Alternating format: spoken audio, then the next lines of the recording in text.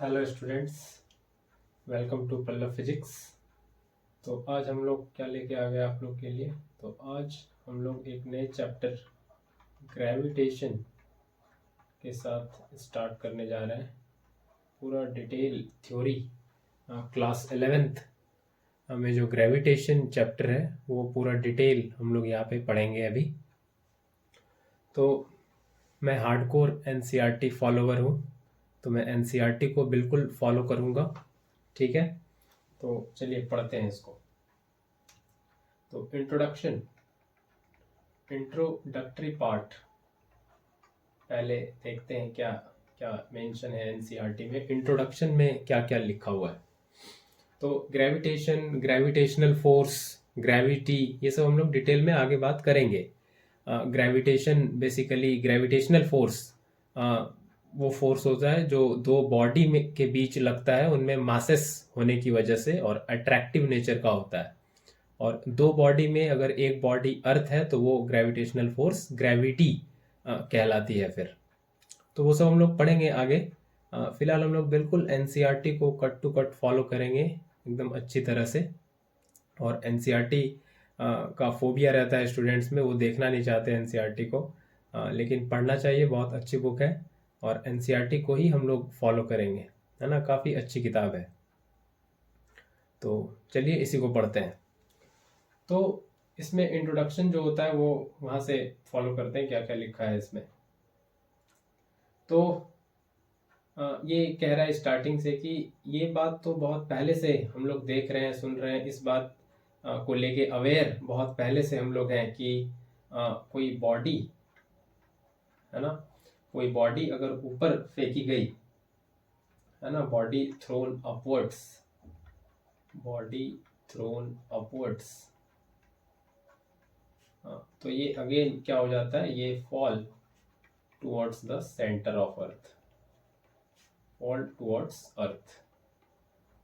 ये इस चीज को ऑब्जर्व बहुत पहले से किया जा रहा है। इसी तरह से कि रेनफॉल, है ना, रेन ड्रॉप्स जो होता है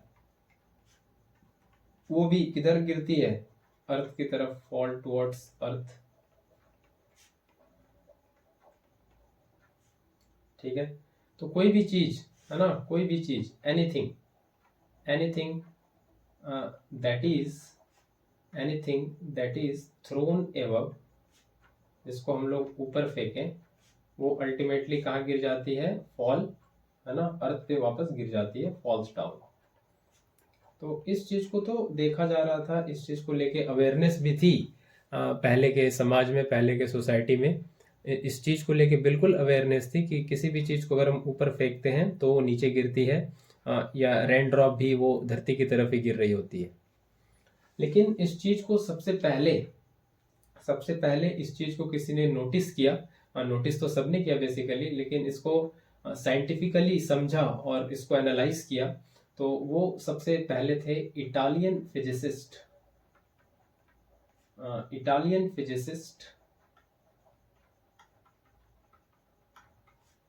जिनका नाम था, बिल्कुल पता होगा आप लोग को,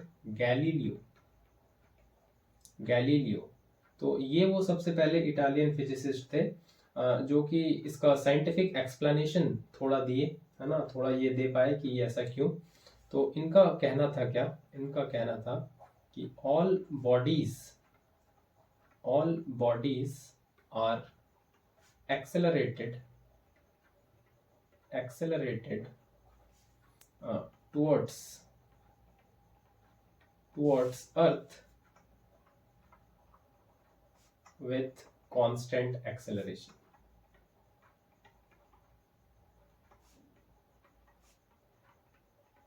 ये बात इन्होंने समझ ली सबसे पहले, और साइंटिफिकली इस बात को एक्सप्लेन भी किया।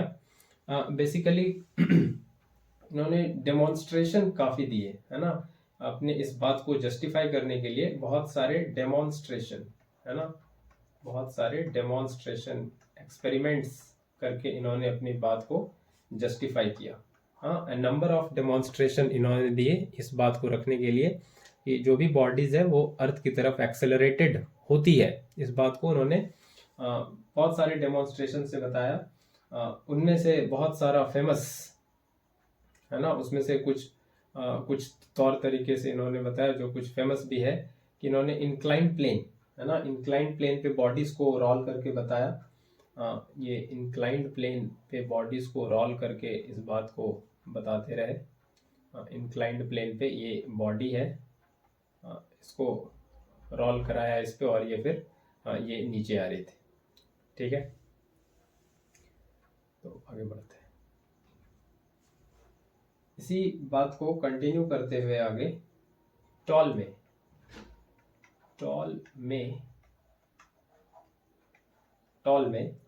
2000 साल बाद, 2000 years ago टॉलमे ने भी बताया, लेकिन ये किस बारे में बता गए, ये बता रहे थे प्लैनेटरी मोशन के बारे में, प्लैनेटरी मोशन।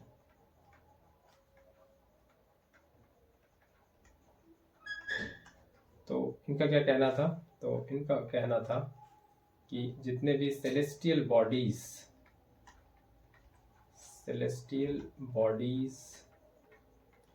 और सन और स्टार्स, है ना, सेलेस्टियल बॉडीज, सन, स्टार्स, ये सारे ऑब्जेक्ट जो हैं, दिस ऑल ऑब्जेक्ट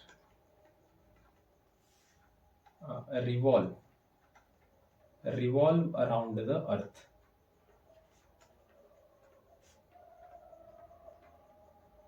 तो टॉलमे का कहना था, बेसिकली प्लैनेटरी मोशन के बारे में इनका स्टेटमेंट था कि जो भी सारा सन है, स्टार्स है, सेलेस्टियल बॉडीज है, वो अर्थ के अराउंड रिवॉल्व करता है। और इसको पॉपुलरली किस नाम से जाना गया, इसको बोला गया जियोसेंट्रिक मॉडल, है ना। तो टॉलमे का ये मॉडल था जियोसेंट्रिक मॉडल, कि जितने भी स्टार्स हैं, सन है, सेलेस्टियल बॉडीज हैं, ये अर्थ के अराउंड ये रिवॉल्व कर रहे हैं, है ना, ये टॉलमे का कहना था। और ये जो प्लैनेट्स हैं, तो ये थोड़ा भी इंट्रो है, थोड़ा बोरिंग हो सकता है, बट नेसेसरी है। प्लैनेट्स किस में मूव करते हैं, सर्कल में, इन अ सर्कल, ये कहना था टॉलमे का। तो टॉलमे का ये अपना था आइडिया, इसको जियोसेंट्रिक मॉडल पॉपुलरली कहा गया, ये टॉलमे का कहना था। ठीक है, आगे बढ़े। आगे जो मॉडल प्रपोज हुआ, कुछ 400 इयर्स लेटर, 400 साल बाद जो मॉडल प्रपोज हुआ, वो किसका मॉडल आया, वो आया हेलियोसेंट्रिक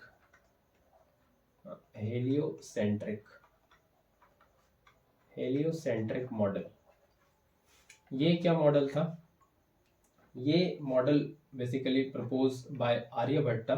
तो इंडियन एस्ट्रोनॉमर्स भी आ गए अपना कुछ आइडियाज लेके regarding the planetary motion. Aryabhata heliocentric model दे गए। ये इनका क्या कहना था, हेलियोसेंट्रिक मॉडल में आर्यभट्टा का क्या कहना था कि सन इज एट सेंटर। इनका थोड़ा थोड़ा ठीक था, जो हम लोग अभी जानते हैं, है ना, बेसिकली वो भी नहीं है, ये भी उतना एक्यूरेट नहीं, सन सेंटर पे नहीं है ना, सन सेंटर पे नहीं है। सन कहाँ है, सन तो है वन ऑफ द फोकाई पे। ये बात आगे अभी आप लोग को केपलर्स लॉ में समझ आएगी, है ना, केपलर्स लॉ में अभी आगे देखेंगे। लेकिन आर्यभट्टा का ये कहना था कि सन कहाँ है, सेंटर में है ना, सन सेंटर पे है। ठीक है, ये आर्यभट्टा का कहना था। लेकिन अभी हम लोग आगे जाके देखेंगे कि सन वन ऑफ द फोकाई पे है। ये केपलर्स लॉ में ये बात अभी आगे समझ आएगी। ठीक है, इसी को आगे बढ़ाते हुए कुछ थाउजेंड ईयर्स लेटर फिर कौन आए, फिर आए पॉलिस पॉलिस के साधु सन्यासी कह सकते हैं आप लोग। कौन थे ये, ही वॉज निकोलस कॉपरनिकस। काफी पॉपुलर नेम है, सुन रखा होगा आप लोगों ने, निकोलस कॉपरनिकस। इनका मॉडल क्या था, इनका मॉडल था डेफिनेटिव मॉडल। इनका क्या कहना था? तो इनका कहना था कि प्लैनेट्स मूव या planets are moving in a circle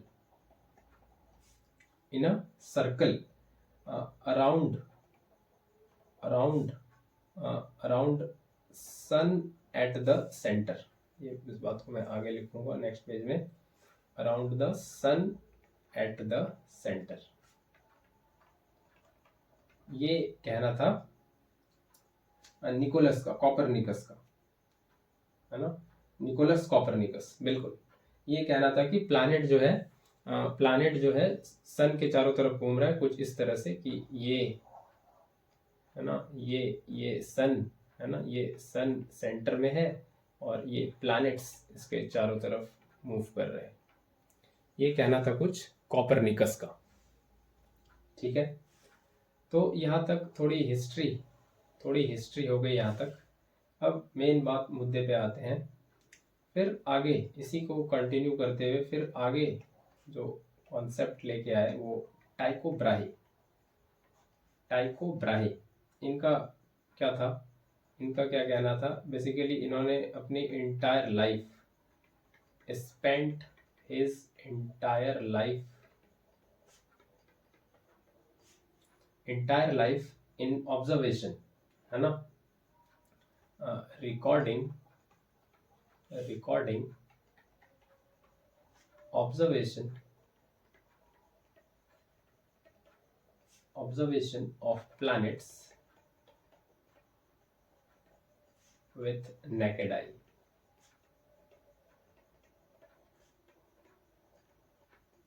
तो टाइको ब्राहे जो है अपनी पूरी जिंदगी किसमें निकाल दिए? प्लैनेट्स के मोशन को ऑब्जर्व करने में, उसको सारा रिकॉर्ड करने में।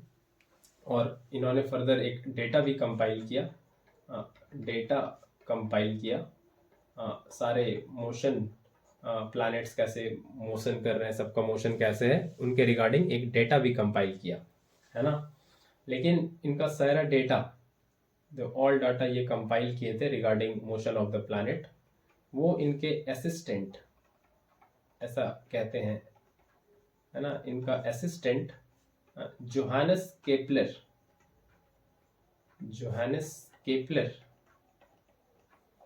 वो ले गए, है ना।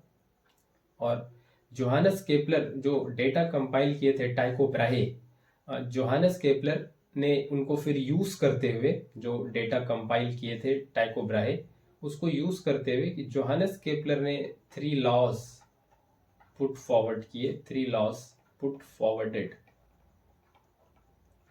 3 लॉज इन्होंने आगे दिए। जोहानस केपलर ने आगे फर्दर 3 लॉज दिए, जिसको हम लोग आज पॉपुलरली कहते हैं Kepler's law of planetary motion.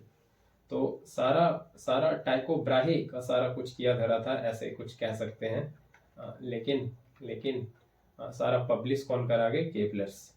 और उसी को हम लोग पॉपुलरली कहते हैं Kepler's 3 laws of planetary motion. और यही सही बैठा। उसके पहले जितने भी कहा गया कि अर्थ के चारों तरफ घूम रहा है, सेंटर पे सन है, वो सारी बातें गलत साबित हुई। सही बात यही निकली जो केपलर्स ने अपने लॉ के थ्रू समझाया, प्लैनेट कैसे मूव कर रहे हैं, सन कहाँ है, ये सारी बात केपलर्स लॉ के थ्रू ही सही हुई, है ना, और सारी बातें गलत निकली। तो 1 बाय 1 हम लोग केपलर्स के प्लैनेटरी मोशन के जो लॉज हैं उसको समझेंगे। और यहीं से हमारा सिलेबस ग्रेविटेशन का बेसिकली स्टार्ट होता है। उसके पहले ये सारा हिस्ट्री था। तो 1 बाय 1 पढ़ते हैं। तो पहला लॉ क्या था? तो पहला लॉ था लॉ ऑफ ऑर्बिट। इसको पॉपुलरली पहले लॉ को कहते हैं लॉ ऑफ ऑर्बिट भी कहते हैं पहले लॉ को। तो क्या कहता है ये लॉ ऑफ ऑर्बिट? ये कहता है all planets move in an elliptical orbit with sun being at one of the foci। सारे प्लैनेट्स किस में मूव कर रहे हैं? इलिप्स में, इलिप्टिकल ऑर्बिट में, और सन उसके एक फोकस पे है। ये लॉ ऑफ ऑर्बिट है। तो इलिप्स ऐसे समझ लें कि ये इलिप्स है, ठीक है। ये इसका मेजर एक्सिस और ये इसका माइनर एक्सिस। तो मेजर एक्सिस को कह दें दिस इज 2a, ये होता है major axis, and minor axis this is 2b, this is minor axis. और ये इलिप्स है। इलिप्स में दो फोकस होता है, एक फोकस यहाँ, एक फोकस यहाँ। इसको कहते हैं F1, इसको कहते हैं F2। तो ये लॉ कहता है क्या कि सन जो है दोनों में से किसी एक फोकस पे, तो कह देते हैं F1 पे है ना। सन कहाँ है? F1 पे है, यहाँ है सन, है ना। वन ऑफ द फोकस पे यहाँ पे है सन, ठीक है। वन ऑफ द फोकस पे है, ये लॉ कहता है। और प्लैनेट जो है ये ऑर्बिट में, ये है प्लैनेट, ये ऑर्बिट में मूव कर रहा है, और सन कहाँ है? यहाँ फोकस पे, वन ऑफ द फोकाई पे सन है, ठीक है। ये कहता है फर्स्ट लॉ। और ये जो इंटरसेक्शन पॉइंट देख रहे हैं, ये मेजर एक्सिस का और माइनर एक्सिस का, ये वाला जो डिस्टेंस होता है इंटरसेक्शन से इलिप्स के ये इस पोजीशन तक जिसमें प्लैनेट घूम रहा है, वो जो ऑर्बिट है, ये वाले को कहते हैं सेमी मेजर एक्सिस। इसको क्या कहते हैं? Semi major axis. आधा मतलब, है ना। ये किसके बराबर? ए के बराबर।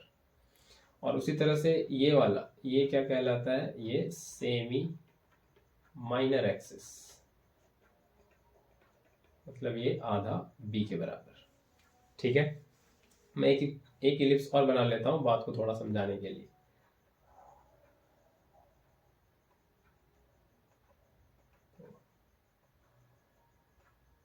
ये है लॉ ऑफ ऑर्बिट, ठीक है। यहाँ पे क्या है? Sun. This is sun. One of the focus पे क्या है? सन है। अब प्लैनेट इस इलिप्टिकल ऑर्बिट में घूम रहे हैं, तो दो पोजीशन, एक पोजीशन ये सन के काफी करीब, इसको पी कह रहे हैं, और एक पोजीशन ये सन से काफी दूर। तो सन के नजदीक वाला जो पोजीशन है पी पोजीशन, इस पी पोजीशन को बोला जाता है पेरिजी या पेरीहेलियन। इसका दूसरा नाम है पेरिजी। और ये जो ए पोजीशन है, ए, इसको बोला जाता है एपहेलियन, या इसका दूसरा नाम है एपोजी। तो प्लैनेट जब मूव कर रहा है इलिप्स में, तो सन के करीब भी आता है एक मोमेंट पे, और सन से दूर भी होता है। तो सन के नजदीक जब होता है तो उस पोजीशन को कहते हैं पेरिजी पोजीशन, और सन के जब दूर होता है सन से तो इसको कहते हैं एपोजी पोजीशन, ठीक है। ये फर्स्ट लॉ में इतनी बात है। तो सारे प्लैनेट्स इलिप्टिकल ऑर्बिट में मूव कर रहे हैं, और सन कहाँ है? फोकस इलिप्स के वन ऑफ द फोकस पे है ना। दो फोकस होता है, उसमें से एक फोकस पे। तो इस तरह से है, कोई सर्कुलर पाथ नहीं है और उसके सेंटर में नहीं है सन। इस तरह से कहानी नहीं है, कहानी इस तरह से है, ठीक है। आई होप फर्स्ट लॉ आप लोग को समझ आया होगा। इसमें और भी बात है, इसेंट्रिसिटी, वो सब ठीक है, वो सब अभी नहीं बताते। एनसीईआरटी में इतना नहीं लिखा है डिटेल, सिर्फ ये बस इतना सा लिखा है। और भी बताया जा सकता है, मन तो है बताने का, लेकिन अभी छोड़ते हैं, वो अभी काम का आएगा नहीं। वो इसेंट्रिसिटी वगैरह वो सब बताना है, वैसे बताना चाहिए, लेकिन एनसीईआरटी में भी मेंशन नहीं किया इसमें अभी। इसेंट्रिसिटी, ये वाला कितना डिस्टेंस होता है, पेरिजी डिस्टेंस क्या है, अपोजी डिस्टेंस क्या है, ये सब बताया जा सकता है। देखेंगे कभी अगर आगे बताने का मौका मिला तो। हम लोग आगे अब आ जाते हैं सेकेंड लॉ पे। This is second law. ये सेकेंड लॉ क्या है? सेकेंड लॉ है law of area. Second law को पॉपुलरली कहा जाता है लॉ ऑफ एरिया, क्या कहता है ये law? What is the statement of this law? The line joining sun and planet sweeps out equal area in equal intervals of time.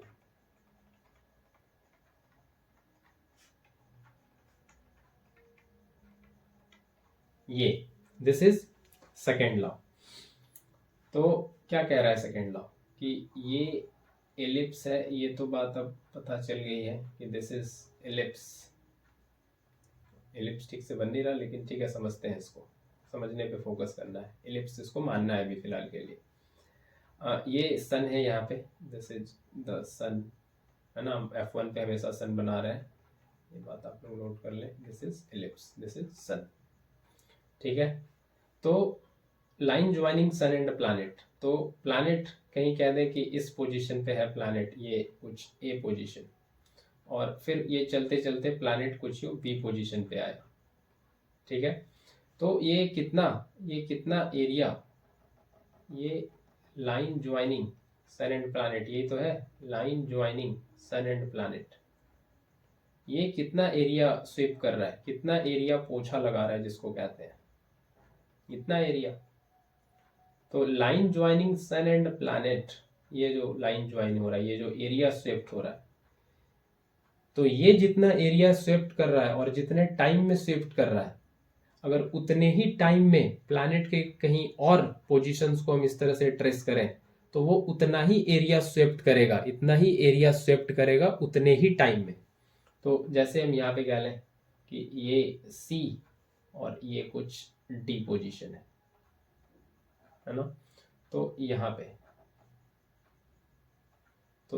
पे यहाँ से सी से डी आने में प्लैनेट जितना एरिया स्वेप्ट करेगा वो उतना ही होगा अगर टाइम सेम लिया है तो, है ना। लेट से ए से बी जाने में कुछ टाइम टी लिया है, तो उतने ही टी टाइम में प्लैनेट अगर सी से डी जा रहा है तो एरिया उतना ही होगा, ये कहने का मतलब है ना।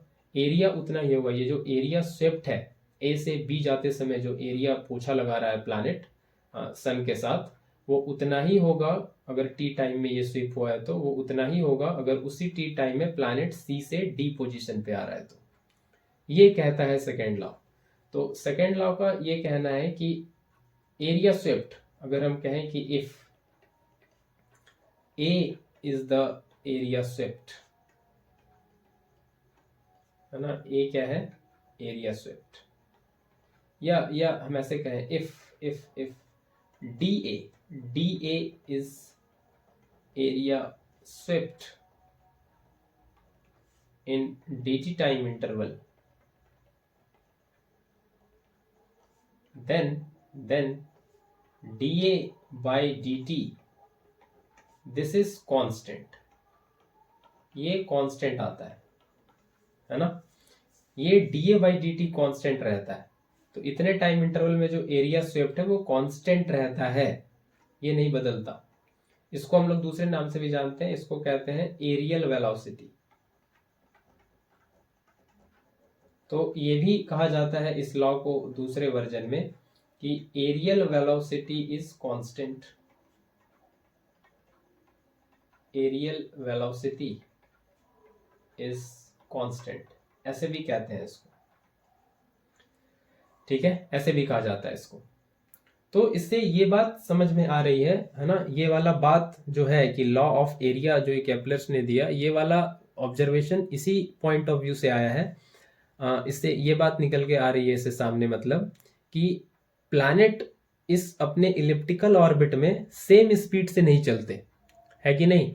ए से बी जब जा रहे, है ना, जब ये सन से दूर है, तो प्लैनेट जो है जितने स्पीड से जा रहा वो उतना नहीं है जब वो सी से डी जा रहा, क्योंकि अगर उतना ही स्पीड रहेगा तो एरिया स्वेप्ट उतना नहीं कर पाएगा जितना यहाँ है ना। जितना एरिया ज्यादा यहाँ पे स्वेप्ट हुआ है, इतना ही एरिया यहाँ पे स्वेप्ट नहीं होगा सी से डी आते समय अगर उसी स्पीड से जाएगा तो उसी स्पीड, क्योंकि यहाँ नज़दीक है ना, नज़दीक में यहाँ जाएगा तो ये कम एरिया स्वेप्ट हो जाएगा अगर उसी स्पीड से जाएगा तो सेम एरिया स्वेप्ट करना है तो प्लैनेट को स्पीड सी से डी पे आते समय बढ़ाना होगा, है ना। और ए से बी जब ये दूर है प्लैनेट सन से तो इसको अपना स्पीड थोड़ा धीमा रखना पड़ेगा ताकि एरिया स्वेप्ट सेम हो।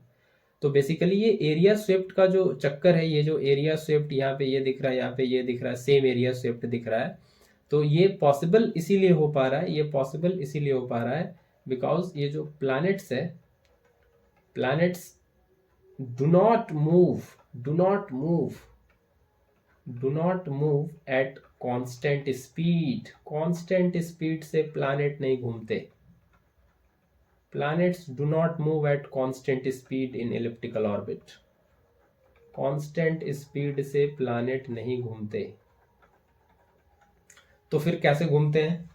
तो बेसिकली प्लैनेट्स मूव फास्टर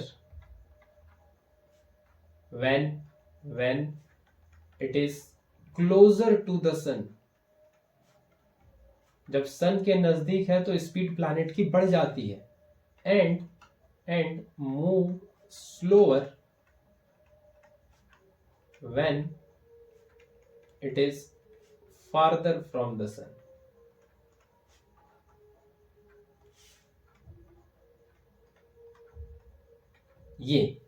ये कहानी है। प्लैनेट का स्पीड ज़्यादा हो जाता है जब वो सन के नज़दीक है, और जब दूर है तो प्लैनेट का स्पीड कम हो जाता है, थोड़ा धीमा हो जाता है। ठीक है, तो अब इसका प्रूफ भी है ना। ये जो dA/dt हम लोग लिखे हैं कांस्टेंट, ये एरियल वेलोसिटी है ना, तो इसका वैल्यू, ये कांस्टेंट का वैल्यू बेसिकली L/2m आता है ना। L क्या है? Angular momentum.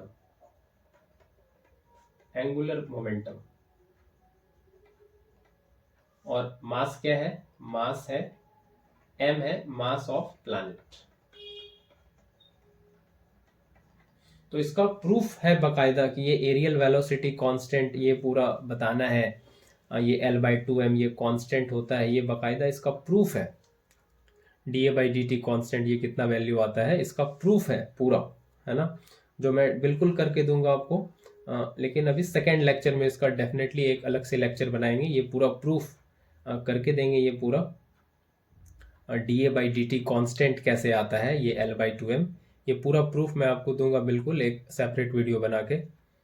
ठीक है, एक अलग से लेक्चर बना के इसको मैं पूरा प्रूफ करके दूंगा आपको 100%। तो अभी मैं आगे बढ़ता हूँ, है ना। तो अभी हम लोग देख चुके हैं ये लॉ ऑफ एरिया, जो केप्लर का सेकेंड लॉ है। ठीक है, समझ आया? तो इसमें क्या ध्यान रखना है कि प्लैनेट जब सन से दूर है तो उसका स्पीड धीमा है, और जब नज़दीक है तो उसका स्पीड ज़्यादा है। इसका प्रूफ है बकायदा, प्रूफ भी करेंगे, इसको 100% करेंगे। अभी थर्ड लॉ पे आगे चलते हैं। इसका प्रूफ है, मेंशन है ना। तो दिस इज थर्ड लॉ। तो इसका प्रूफ है वो हम लोग 100% करेंगे। थर्ड लॉ नहीं, पूरे सही से लिखें। इसको आगे ठीक है, बिल्कुल। तो दिस इज थर्ड। ये क्या है? ये है law of time period. Law of time period. ये क्या कह रहा है? तो ये कहता है the square of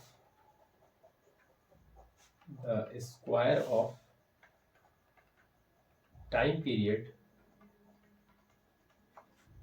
of revolution of planet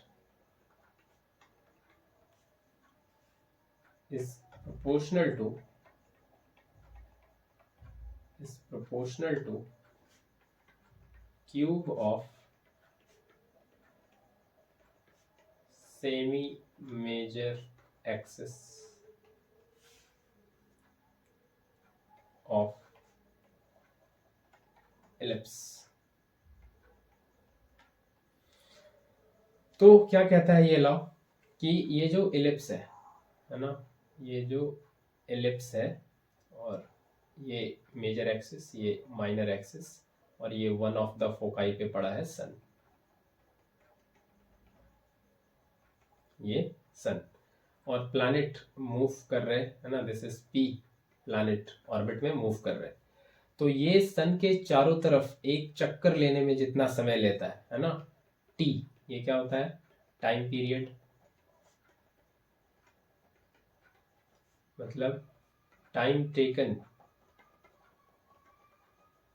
to complete one revolution around the sun by the planet. This is time period of the planet, है ना।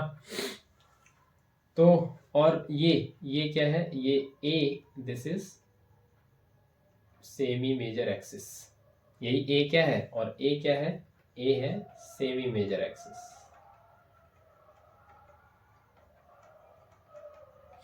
तो ये लॉ क्या कहता है, ये लॉ क्या कह रहा है, ये लॉ ये कह रहा है कि square of time period of revolution of planet is proportional to cube of semi major axis. ऐसे निकाला जाता है टाइम पीरियड, और इसको लिख सकते हैं t directly proportional to a बे पावर 3/2।